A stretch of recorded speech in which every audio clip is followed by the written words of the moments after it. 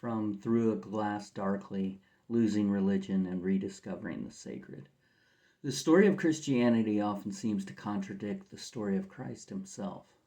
Over the centuries, Christianity became intertwined with empire, doctrine, conquest, and theological argument. Entire systems of belief were built around defining exactly who Jesus was and what his death meant.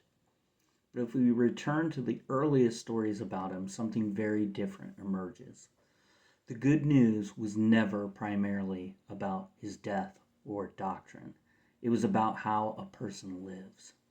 And the way Jesus lived was radical. In many ways, he was a reformer. Just as Siddhartha Gautama, the Buddha, emerged from the religious context of Hinduism and challenged aspects of it, Jesus seems to have challenged the very religious assumptions of his own culture. What exactly was he reforming? If we look carefully at his teachings, they resemble something older and more universal than organized religion. They resemble the philosophy of the Tao. The teachings of the Tao describe a way of living aligned with the natural order of the universe. The Tao does not attempt to define God as a personality or a ruler. Instead, it describes the underlying harmony of existence, the way things are. This idea appears and again in the teachings and actions of Jesus.